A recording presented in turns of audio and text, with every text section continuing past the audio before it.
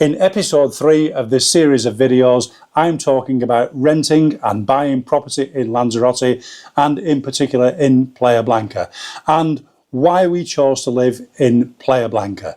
And what about that proposed new tax that everybody's talking about at the moment? Well, that's all coming up after the introduction.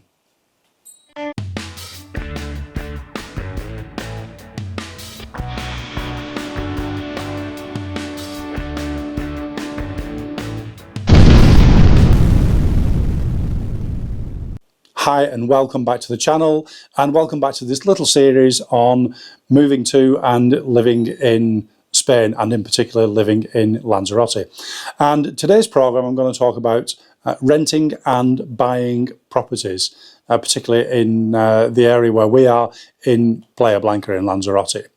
I'll tell you why we decided to move to this particular location, how we went about getting our rental property, and how we also went about finding and buying a house to live permanently. But firstly, I just want to talk about the reports that you may have seen in the UK media about a proposal for a 100% tax on the purchase of property in Spain by non-EU residents. Now, it was widely reported in the British press and by the BBC, but there was little detail actually attached to the reports. One of the reasons that there was little detail is that it is a proposal to go before Parliament, and there really isn't any detail at the moment to give. But also, it's part of a series of measures that the government have proposed in order to tackle the housing crisis that there is in Spain. There's very few affordable houses available. There's very few long-term rentals available in some areas.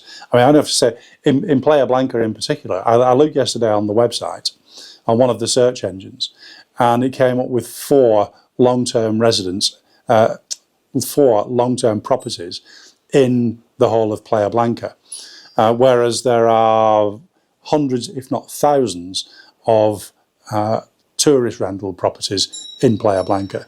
So this is part of the problem that they're trying to address. Yes, there's not been enough house building for affordable houses. People are choosing the more lucrative and what they consider to be less difficult route of tourist rentals rather than long-term rentals. And because people are using what second homes, or even not even as second homes, but really businesses. And so this is one of the things that the government is trying to address. So, firstly, it is merely a proposal that will be put before the Spanish Parliament. It's got to go through all the processes in Parliament, similar to in the UK, and it may or may not receive approval in its proposed form. So, at the moment, yes, it's a government proposal. There's a long way to go, and so if it does come into effect, it will be some months before it does in any case. Secondly, the law will not apply to residents, or it will apply to non-EU residents. So obviously, if you're coming here to live, you are a resident, and therefore the tax will not apply to you. Certainly, if you're looking to buy as a second home, yes, if it comes into law, it will apply. Obviously, well, if you decided to buy a house before you became resident, even with the intention of residence, it probably would apply as well. But I think, at the moment, we've got to get this into perspective. It's a proposal going through that will go through Parliament in Spain, and at some point a decision will be made, but no decision has been made on that yet. So that brings me nicely on to renting and buying property. Which should you do? Should you rent long term and not bother about buying, just keep your cash in the bank for your everyday living? Should you look to rent a property before you buy?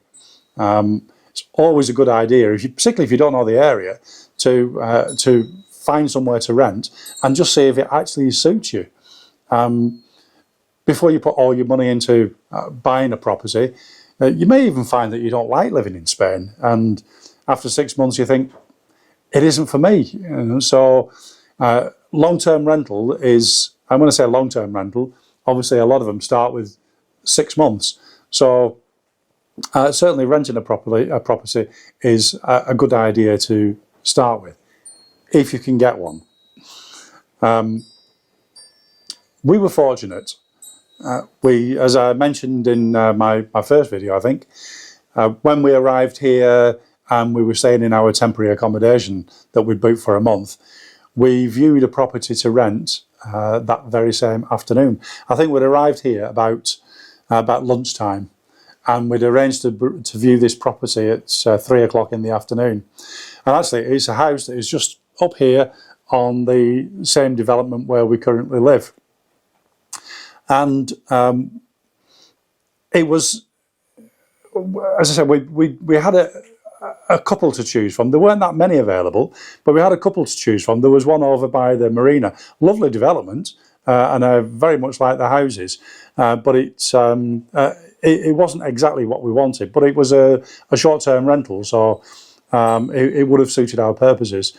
But when we saw this one, we just thought, yeah, as soon as we walked into the house, it's a 3-bedroomed detached house, I think about 700 square metre plot, and a private pool, 2-storey building, and it was fully furnished. The furniture was decent enough. Everything was clean and tidy, and it was €1,200 a month plus bills. The bills were electricity, water, and maintenance of the swimming pool, just keeping the swimming pool clean. So we loved the house, we loved the location. It was exactly where we wanted to be, and it was a good price as well, as far as we were concerned. So it was Friday afternoon. We pretty much decided there and then that we were going to have it. We looked at a couple more, and there was absolutely no comparison. So we just thought we said to the agent, we'll just take the weekend to think about it, but there was no way we were going to let that opportunity pass up. So on the Monday, we got back onto the agent and said, yeah, we'll have it. And I think it was the 9th of July, 2021, and we looked to taking it up, I think, from the 1st of August, if I remember rightly. So there was just a week's overlap between our temporary accommodation and our long-term rental. So we had a couple of issues negotiating the contract, but at the end of the day, the agent said, "Do you want it or do you not want it?" And of course, we did want it. So we signed contracts for a 6-month lease with the option to extend it for a further 6 months. So that was in the bag. That was absolutely superb, because once we got our rental contract signed, we could then go to the Ayuntamiento, to the town hall, get our certificado de empadronamiento, the padron for short, and then we could put in our applications for our TIE cards, our residency cards. So why did we choose Playa Blanca? Well, I've already mentioned why it was Lanzarote, because my wife Anne said, if you want to move to Spain, Lanzarote is the only place I want to go, and I want to go to Playa Blanca. So there you go. What more reason could you want for moving to Playa Blanca than that's what your wife wants? Happy wife, happy life, as they say. But we'd been to Playa Blanca a few times on holiday. And of course, don't get me wrong, we all know coming on holiday for a couple of weeks is entirely different to living here. So that's another good reason why to consider long-term renting, because you might just find that the area doesn't suit you. And we pretty much thought we knew where we wanted to be. 2017, we rented a house, actually again on this particular urbanisation. We rented a 2-bedroom, 2-bathroom house for a month. And it wasn't with any intentions of looking for houses, with no intentions of moving here, anything like that. We just come for a month in the sunshine. And I was walking around this urbanisation here, and I was looking at some of the houses, and I just thought, wow, these are amazing, absolutely fantastic houses. I just love them. And the one that we were staying in, yeah, it was absolutely fantastic. And I could say, I was sitting there on the terrace at night having a cold beer and just thinking, wow, I could live here. I could really live here. So as soon as my wife said, yeah, Lanzarote, Playa Blanca, I had visions of this house in my mind, and I said, yeah, absolutely, I'm up for that. So so we knew the area pretty well. I mean, the first time we came to Playa Blanca was, I think, late 80s, early 90s. And in this area where we are now, sort of the Faro Pechiguera area, Faro Park area as it's known as, there was absolutely nothing here whatsoever. We stayed in a place on holiday called Atlantic Gardens, and it's just near, if you know the area, it's near to this side of the Timanfaya Palace Hotel. The Timanfaya Palace Hotel wasn't there then, and Atlantic Gardens, I think, if I remember rightly, was the furthest place away from the town centre. There was absolutely nothing here whatsoever.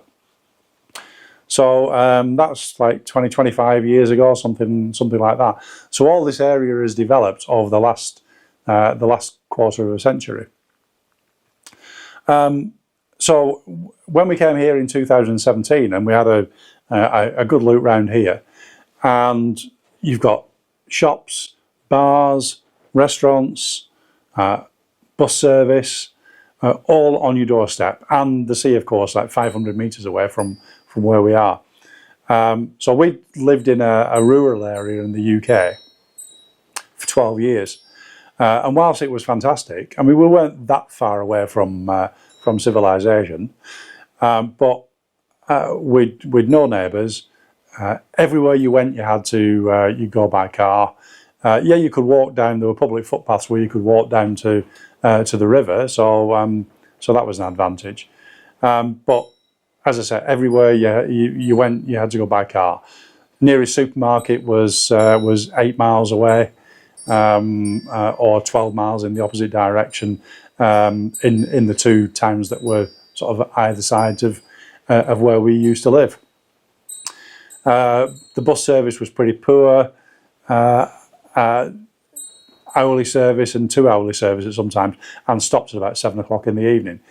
So we'd lived that life for 12 years, and don't get me wrong, I thoroughly enjoyed it.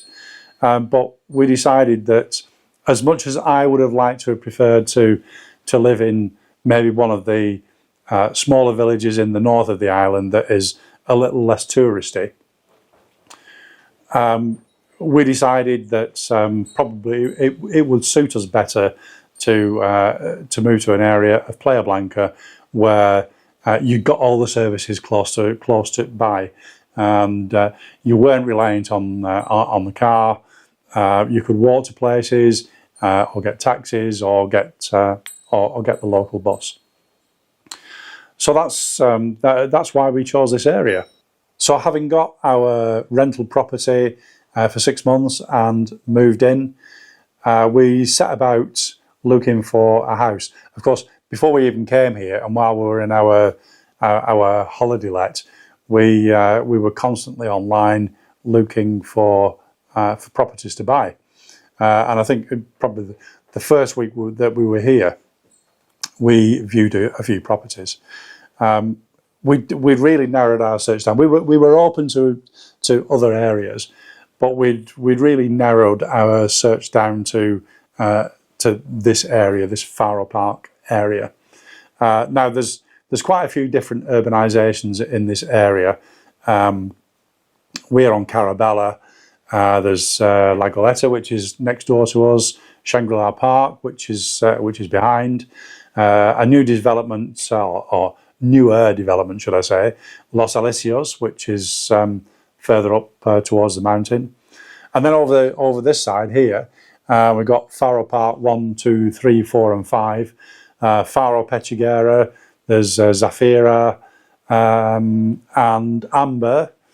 And then further on over this way, we've got Agua Marina and Las Moretas and Borgada, I think the other one is called. So those are all the different urbanizations that are in this area generally known as Faro Park. Now, a lot of the houses in those urbanizations were built by a company called HipoClub. And I'll put a link to HipoClub down in the description. They don't really have much to sell at the moment because they've not been building any houses for quite some time, although they do occasionally sell one or two of the houses that they've kept back that they rent out as vacation rents. But really just so you can see the type of houses that they have. I think they're really good quality build houses. Marble floors, marble tiles on the walls, probably built between 20-25 years ago, maybe some a little bit less, but they are really, they're really nice houses. Some might consider they're a little bit dated now. A lot of people that have bought them have updated the kitchens, bathrooms, and that. For me, I think one thing that does let them down is the size of the kitchen. We did want a nice sized kitchen. This is perfectly adequate. The rental that we're in for 12 months. This one we've been in for 2.5 years now, and we've managed perfectly well with the kitchen that's there for the two of us. I can imagine if with maybe a larger family, it might be not adequate, and you might need to consider reforming it in order to make better use of the space. But we pretty much decided that we wanted to buy what is called a Type D property. It's exactly the same as the property that we rented when we were here on holiday in 2017. It's a 2-bedroomed, 2-bathroom, single-story property with a nice alfresco dining area. Most of the plot size is around about 500, 600, 700 square meters, and they all have a private swimming pool as well. And our budget was around about €300,000. And the reason we'd set that as the budget is because just before we came, we'd been looking at these properties online, and on this urbanisation, we'd seen them around about that price. It was sort of $295, $299, that kind of price. Don't forget, of course, that you need to add on around about 10-12% for buying costs, and I'll go into that in a little bit more detail a bit later on when I talk about the process that we went through about buying our house. So as I said, we pretty much knew what kind of house we want. I'd actually seen this particular house on this urbanisation, and it was right on the front over here, facing towards the sea. You get the sunset, and even though the land in front of it was earmarked for development, it was something that I was really interested in. Unfortunately, when we arrived here, it wasn't for sale anymore. It was a long-term rent.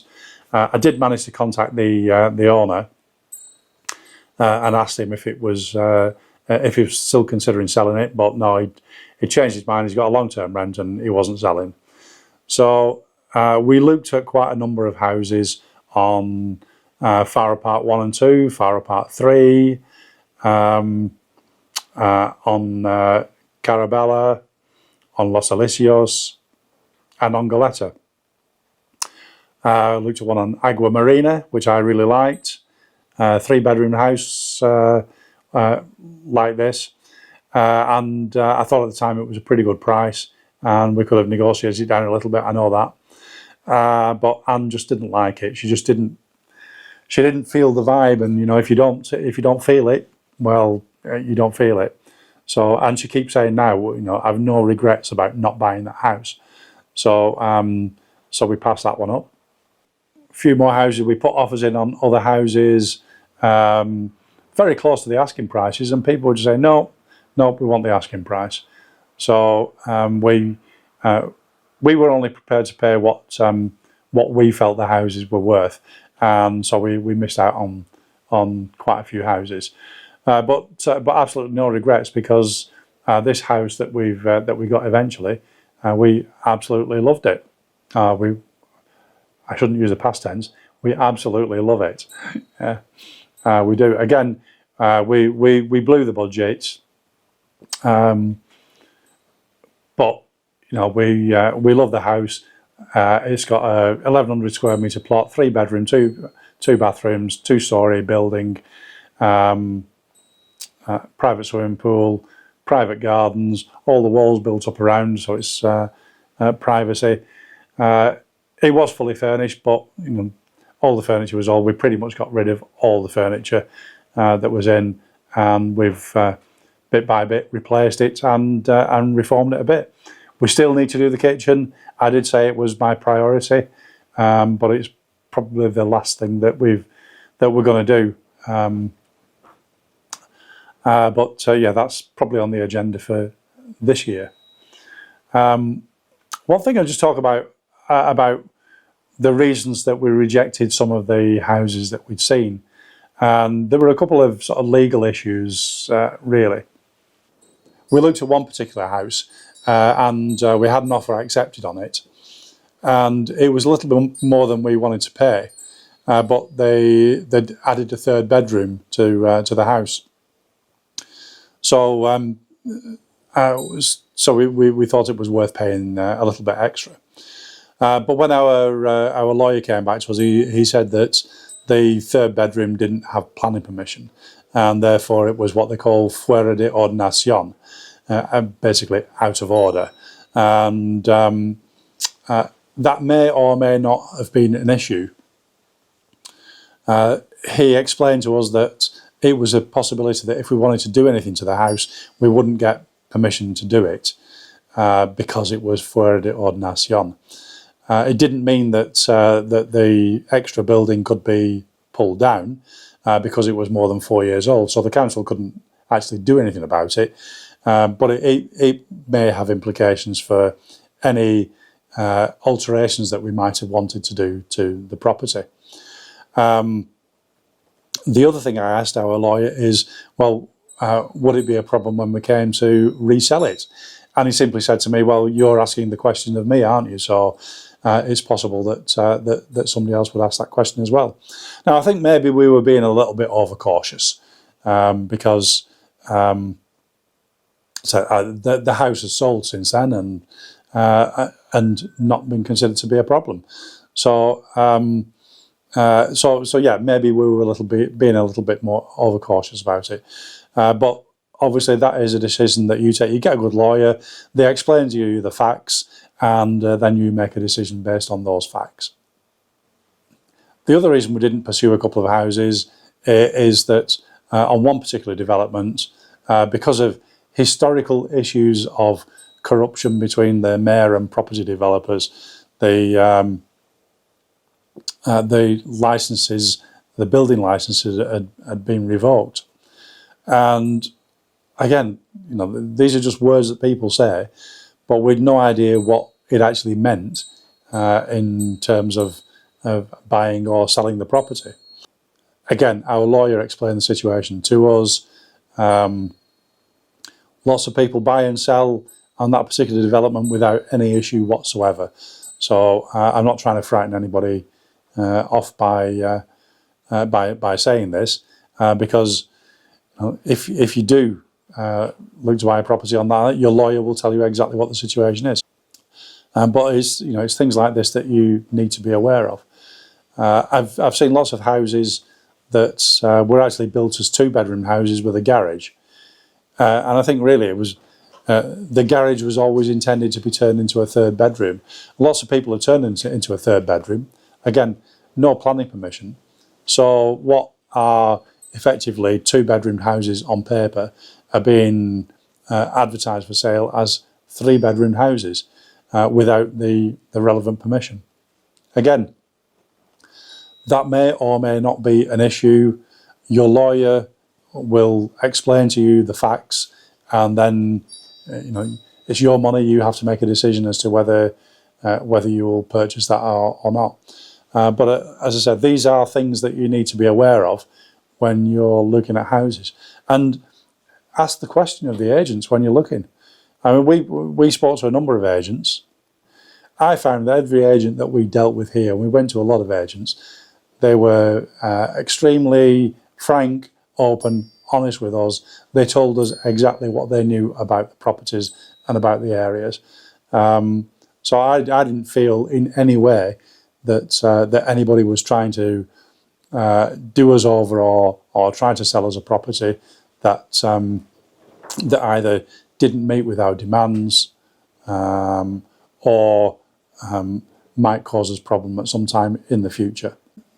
So how did we go about finding all these houses that we viewed? Well, we just looked on the website. There's 4 particular websites that I used, or search engines, should I call them really. Idealista or Idealista is probably one of the most well-known ones in Spain. Actually, I'll show you the 4 search engines that I used principally to find houses here. Basically, the Idealista, Rightmove, Fotocasa, and Kiro. And there's another one whose name escapes me, but I'll tell you that when I get in there. One that I didn't use, but somebody told me about it recently. Anyway, all we did is every single morning, got a brew, sat down at the computer and went through all the search engines to see if there was anything new on the market, and keeping up to date with prices, prices of properties, and also just wandering around as well, and having a look. Sometimes one day a guy just approached us and said, "Are you looking for a house? I'm selling mine. Do you want to have a look?" So, others, word of mouth, going into the local bars and people talking and finding out that you want a property, and they know somebody that's selling a property, and put you in touch. So that's one of the advantages of obviously being in the area where you're looking to buy a property. We contacted loads of agents. I know some people will just contact one agent and sort of put themselves with that agent and wait for them to come back with properties. Well, we didn't want to do that. We looked online, contacted to the agent, made an appointment to view a property, and then we gave them our details and told them what our requirements were. So they then came back to us saying, "Oh, I've got this property, I've got that property, do you want to have a look?" And it was either a yes or no. So basically that's how we went about viewing properties. And that's how we went about buying this house. We just saw it online. I think it was on Idealista. And we made an appointment to view it. And it was pretty much like, we'd viewed a few houses like this, so it didn't really take us long to look round it. Yeah, we could see it needed a few things doing it, just a bit of updating, but basically it was sound. And I looked at my wife's face, and I could see her saying, "I love it. I absolutely love it." Again, it was way beyond our budget. It was far more than I wanted to pay. And with a bit of negotiation, we got it down to within our now increased budget, and our offer was accepted. So we got back onto our lawyer, told them, "Yeah, we've agreed the price, and take it from there." Of course, once we sorted the contracts out, we had to pay a 10% deposit, which we paid to our lawyer, and it was held by our lawyer simply because he said, "I don't know this agent in Gran Canaria, so I'm not comfortable about sending your money to somebody that I don't know. So he agreed with the buyer that, he agreed with the agent and the seller that he would hold the 10% deposit. But of course, if we decided to pull out, he would pay that 10% deposit to the sellers as per the contract. So the buying process, what does it cost? Well, as I said at the beginning, everybody sort of talks about adding 10 or 12% to the cost of the house. Now, of course, it varies dependent on the price of the property, and it varies dependent on the area where you're living in, because different areas will have different property transfer tax rates. I got our completion statement from the lawyer here, and we had to pay. Obviously, the biggest fee is the purchase tax, which here is 6.5% of the purchase price of the property. Then we had €3,000 for the lawyer's fees, €670 for notary, €537 for land registry, €64 for a tax advisor, and then when we went to the notary, we had to pay, I think it was €75 for a sworn translator, which you do need, unless of course you're fluent in Spanish. So those were all the costs that were involved. So it was slightly less than 10% for us. So that's what you need to allow. Of course, the lawyer sorts everything out. He went through all the contracts with us, and when we went to the notary, the sworn translator again went through the contract with us, translating everything into English to make sure that we understood that, and then went in to see the notary with us.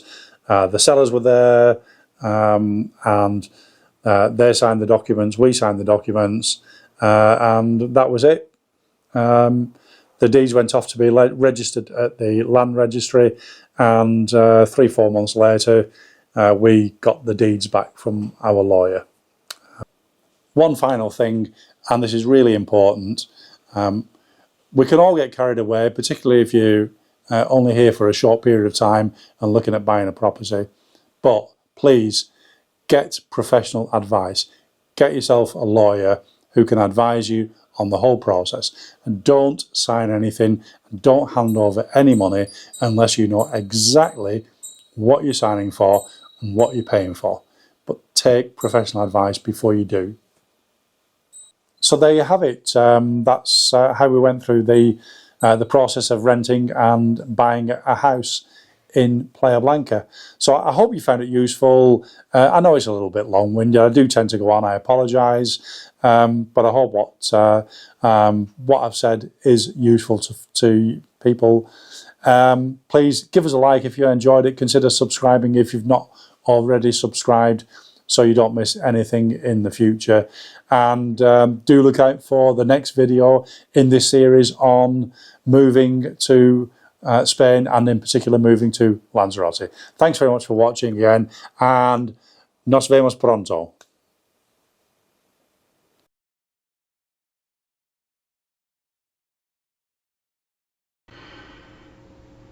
Okay, so I've got here 4 search engines for properties. First one I'm just going to start with is the one that we all know is Rightmove. And if you put in the name of the area that you want, so Rightmove, as I put in Rightmove Playa Blanca, and it's found me 160 properties in Playa Blanca. I'm just going to filter. I mean, just look at this.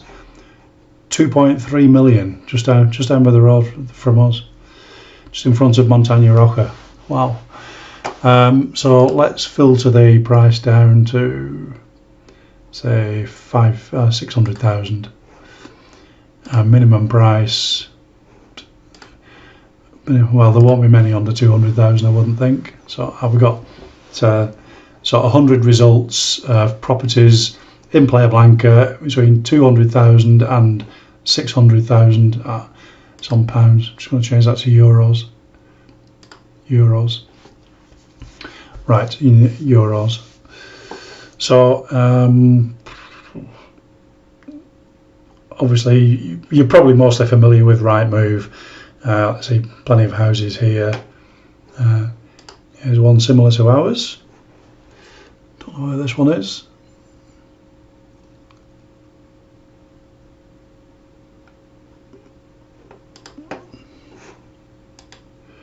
So 3-bedroomed detached house. I think this is on Agua Marina, if I remember rightly. Yeah.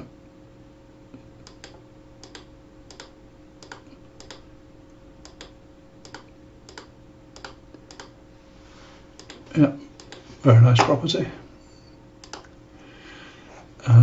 So that's Rightmove, which you're probably familiar with. The one that I used an awful lot was Idealista or Idealista. You can change it to English if you wish. So, right, I think they've changed it since I last used it. So I don't know where I am with it. Let's see. Right, Montaña Roja. So here you can just look at the whole of Lanzarote. These are, this has come up as it's defaulted to rent. So these are the houses that are available for rent in Lanzarote, and it says there's 43 houses. I've no filter on that, so it's every property available that's on Idealista. Look at this one. So I click on that. Have a closer look. I recognise this. This is one of the properties that we looked at when we first came here, with a view to renting it long term, and I think it was about 1,200 at the time, 1,200 euros a month, 1,600 euros now, which actually isn't too bad. These are lovely properties, nice location, very nice properties, and we probably would have gone for that had we not got the one that we did get. So if you're looking at different, so let's have a look at, there's obviously more available in Arrecife.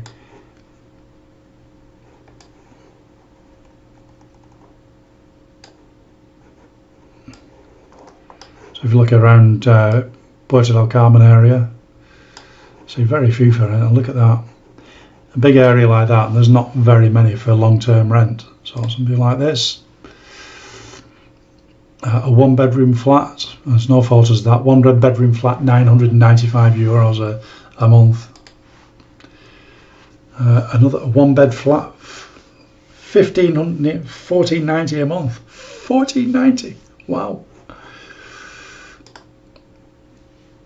And a 2-bed terrace house, 1500. So as you can see, across the island there are not that many available for rent.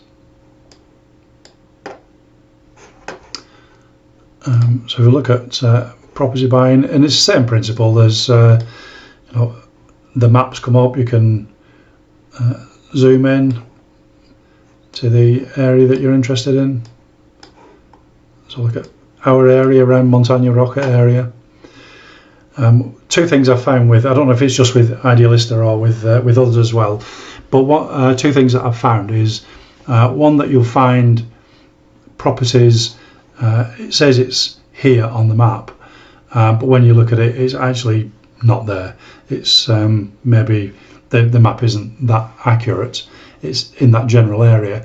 And the other thing, you often find that the same property is advertised more than once by different different agents. Just looking at this one, all 595. Let's look at that one. So it's in Calle Monaco, and that house, it says, is in Calle Irlanda. I can tell you they're both on Agua Marina, which is usually down as Calle Irlanda, but as you can see on the map, they look like they're in two different places, but they're exactly the same house. And this one is exactly the same house, which says it's in Montaña Roja. and that one is the same house, and it says it's in Calais, Austria. So there you go. Let's have a look at that one just to complete the circuit. That says it's in Calais, Irlanda, Montagne Rocco. So you've got the 1, 2, 3, 4, 5 different locations, all the same price, and it's the same house. And they actually say they're on different streets. To be fair, all those streets are around there, so it's not like they're miles away. That's just one thing you need to be aware of when you're sort of drilling down and looking at areas of properties. Right, Fotocasa is another one that I used a lot. So it's home in, let's see, yeah, user again.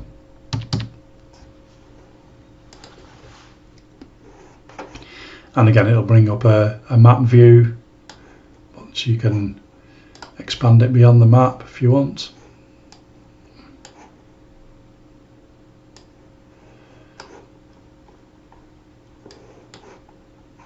So it's worth looking at all these, because you may find that not every house is listed.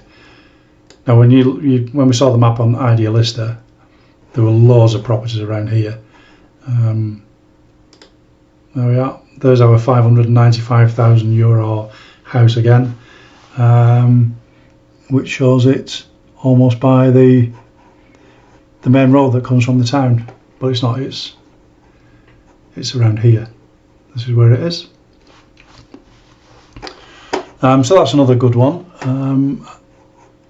and one that I'd never heard of before, but somebody told me about recently, is called Trovimap. And again, it's all the same principle. You may find the same properties. See if we can find our €595,000 house on this one.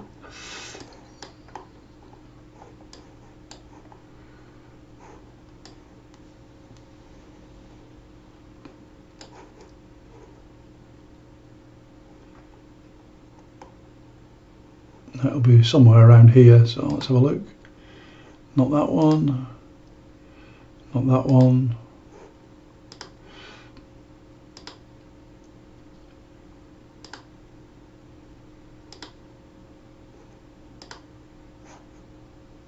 No, so it doesn't appear to be on there on this one. So so it's worth looking at all the different sites. And the other thing from this is you'll probably find as you look at properties, you'll find the names of agents as well. And so you'll be able to build up a list of agents that you can go to. So those are the 4 main search engines that I used. So they're all useful for either properties to rent, properties to buy. Idealista is probably the best one for properties to rent. So I'd start with that one, with the caveats that I've already mentioned. So I hope that's useful for you.